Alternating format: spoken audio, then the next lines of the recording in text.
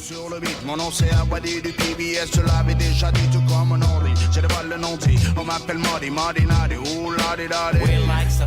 Je me sais tant bien que mal, mais j'ai du mal à faire du bien. J'aime mal car faire du mal me fait du bien, ça fait si mal et choisir. DJ Awadi Deguety, bienvenue sur les plateformes digitales de l'agence de presse sénégalaise. Le prétexte de cet entretien, c'est le show des légendes, la deuxième édition, qui est prévue ce 31 janvier au Théâtre national Daniel Sorano. Comment est-ce que vous appréhendez cette initiative-là? Écoute, c'est un vrai plaisir de pouvoir d'abord d'être choisi parmi ces légendes qui vont faire ce show du 31 janvier. C'est une initiative de Safwan Pendra, qui est lui-même une légende de la production dans notre communauté hip-hop, dans notre culture hip-hop. Donc c'est une vraie légende qui a décidé de réunir tous ces gens qui ont écrit cette histoire. Donc si on nous choisit, vraiment on est très heureux et très honoré d'y participer. Et puis c'est surtout un moment de rencontre et de communion, quoi. Comment vous préparez-vous mentalement et artistiquement avant de monter sur scène? On le prépare avec beaucoup de plaisir, beaucoup de sérénité. Et voilà, quand on y met tout. On est en train de faire la promo, faire la presse et puis bon, on répète aussi avec nos musiciens et parce qu'on veut donner un très bon show, quoi. Voilà, c'est la deuxième édition, il faudrait que le niveau soit plus élevé que celle de l'année dernière. Parmi les titres que vous allez interpréter ce soir, lesquels vous tiennent le plus à cœur? Il y a des sons comme Bang Bang Burger, Kuburger Burger Na Joko, Ataya, Kapsi, Defloham, ou bien Why. Il y a plein de morceaux. Tara, il y a plein de morceaux que voilà, le public adore et qu'on est obligé de jouer pour eux et on le fait avec plaisir. À vos débuts, dans quel état d'esprit étiez-vous? Imaginez-vous l'impact que votre musique allait avoir? Non, nous, quand on démarrait, franchement, on n'avait aucune idée de ce qu'on faisait et de l'impact que ça pourrait avoir. Donc nous, on vivait notre passion. Et Dieu merci, on la vit encore, cette passion pour cette musique et cette culture. Parce que c'est plus qu'une musique pour nous. Nous, la musique, on l'utilise comme un outil pour dire des choses beaucoup plus importantes que la musique elle-même. Donc, on écrivait des textes parce qu'on avait des grands frères qui nous avaient mis dans les conditions. On pouvait avoir des livres, on pouvait avoir des informations. Et on écoutait des gens qui avaient des gros textes. Donc, on avait envie d'écrire des jolis textes. Mais on ne savait pas que ces jolis textes-là, tu irais au Burkina, il y aurait de l'impact. Tu irais à Madagascar, il y aurait un impact. Tu irais en France, il y aurait de l'impact. Tu vas aux États-Unis, il y a de l'impact. On ne pouvait pas savoir ça. Nous, on est dans la SICAP, on est dans notre chambre, on écrit, l'autre fait du thé. Nous, on écrit, on a un petit poste, on met les instrus, voilà. Et on délire. On ne pouvait pas s'imaginer.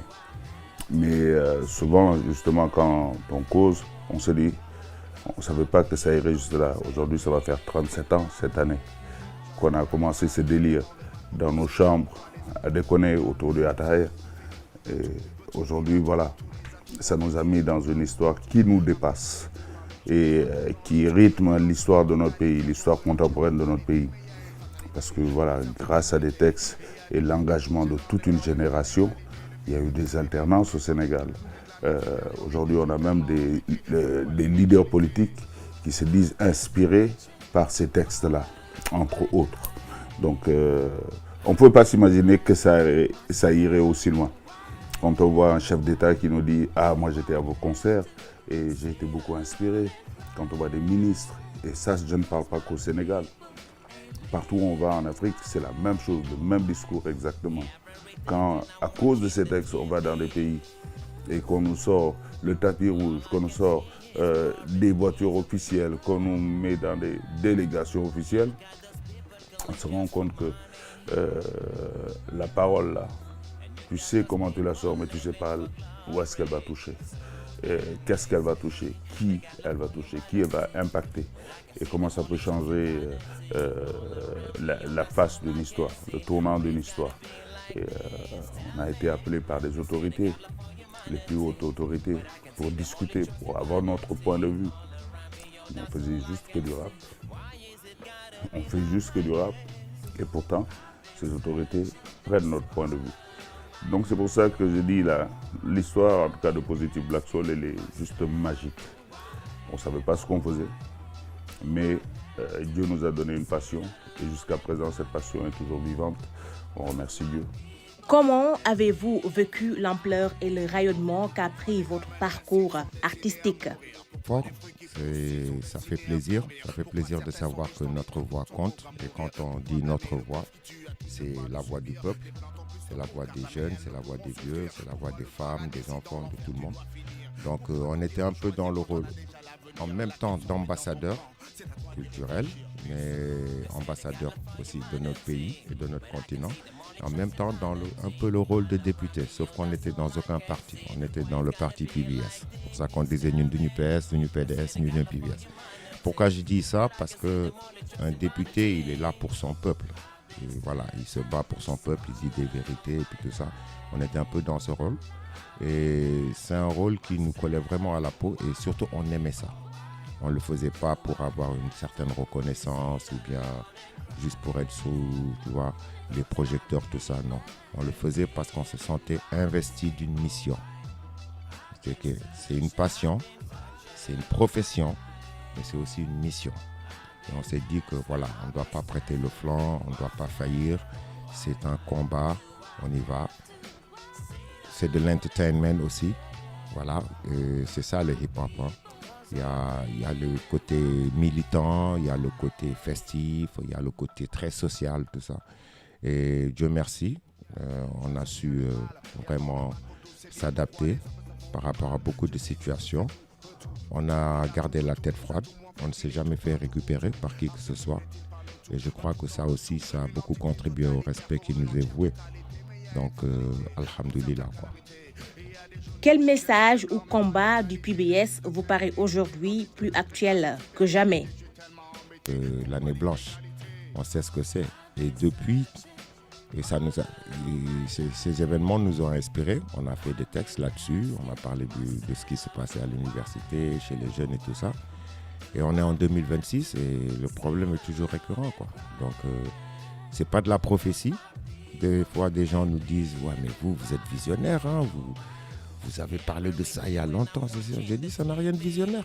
C'est juste que le problème est toujours là et qu'il était là et qu'il n'a pas encore été réglé. Donc, il y a ça. Il y a le côté social, il y a le côté jeunesse, il y a le côté quand on parle du boulot, le chômage. Il y a plein de choses dont on parlait qui sont malheureusement encore là. On aurait souhaité aujourd'hui ne plus pouvoir dénoncer quoi que ce soit et que juste faire la fête, quoi. Mais bon, ça n'a pas laissé faire. Def loo xam wax loo xam boo tëddee nelaw, ça veut dire ce que ça veut dire, fais ce que tu as à faire et avec la conscience tranquille. Et ce qui nous pousse à essayer de rester constant dans la voie qu'on s'est tracée. Il y a d'autres choses, éviter les embrouilles. Il y a beaucoup de nos titres comme ça qui disent vraiment ce que nous pensons et qui aujourd'hui, jusqu'aujourd'hui, sont évocateurs d'une réalité qui ne bouge pas, malheureusement. Quand on dit ceci n'est pas normal, les choses qu'on énumère dans ceci n'est pas normal sont toujours là. Quand on dit explique c'est donc quoi ta politique jusqu'aujourd'hui, les gens veulent comprendre qu'est-ce qu'ils font les politiciens, qu'est-ce qu'ils attendent pour régler certains problèmes. Donc je veux dire, vous prenez les textes de PBS, vous verrez qu'il y a plein de... Rien que le titre d'une chanson, ça peut être un programme politique. Selon vous, le hip-hop joue-t-il encore pleinement son rôle de contre-pouvoir? Le hip-hop contre-pouvoir, pas toujours, hein, pas toujours. Certains artistes jouent leur rôle de contre-pouvoir, certains n'ont pas envie de le jouer, mais c'est comme ça. Le hip-hop, c'est générationnel. La génération qui est venue avec la classe 88-89, franchement, elle ne pouvait être que contestataire. Maintenant, si quelqu'un arrive à une période où il a envie de faire la fête, on le lui accorde, c'est sa génération. On ne peut pas demander à un Samba Peuzzi de dire ce que Positive Black Soul disait. Parce que juste Positive Black Soul avait dit comme ça en 89. Aujourd'hui, lui, il est là en 2026, il a d'autres sujets, il a envie d'autre chose. Donc chaque artiste a le devoir de s'engager ou pas. de s'engager politiquement, socialement, sentimentalement, moham. Mais ce que tu as à faire, fais-le bien. Mais l'engagement c'est pas forcé. C'est une responsabilité personnelle et individuelle. Soit tu décides de t'engager pour ta société, pour ton quartier, pour ton pays, pour ton continent, ou bien tu décides de faire une musique qui va apaiser les âmes, tout simplement. Ou toi, tu vas prendre du plaisir et donner du plaisir. Toutes ces options sont sur la table. Maintenant, chacun fait ce qu'il veut. Quel regard portez-vous sur l'évolution et la trajectoire du hip-hop aujourd'hui? Ça a vachement changé, ça a vachement évolué. Et comme il le disait tout à l'heure, c'est tout à fait naturel, ça se comprend. Chaque génération vient avec ses sensibilités, mais surtout avec ses réalités. Les réalités d'aujourd'hui ne sont pas celles d'hier. Nous, quand on venait, on n'avait pas... La technologie, elle n'était pas aussi développée. La société, démographiquement, on était beaucoup moins de personnes. Aujourd'hui, il y a une explosion, même au niveau des maisons. Il y a tellement de nouveaux quartiers qui sont nés. Dakar, la population de Dakar d'avant et celle d'aujourd'hui, ça n'a rien à voir. Donc, plus il y a des gens, plus il y a des sensibilités différentes. Les gens viennent de partout. C'est un melting pot et tout. Mais bon, voilà, nous, c'est vrai que je dirais que notre génération a été beaucoup plus militante. Parce que c'était pas facile. Déjà, quand on allait au studio, on n'avait pas la chance que beaucoup de jeunes ont aujourd'hui. Aujourd'hui, avec ton téléphone, tu peux faire un son. Vite fait, enjoliver ta voix, faire des dingueries, quoi. On n'avait pas l'IA et puis tout ça. Mais cette génération, elle parle des problèmes ou bien des belles choses de sa génération. Nous, on parlait de nos réalités de l'époque. Et on parle toujours des choses, mais bon, le discours change forcément puisque la société, elle a mué, elle a évolué. En bien, en mal, ça dépend, les deux à la fois. Mais maintenant, il faut savoir comment aborder les choses, quoi. Au-delà de la scène et des shows, quels projets nourrissent actuellement votre horizon artistique?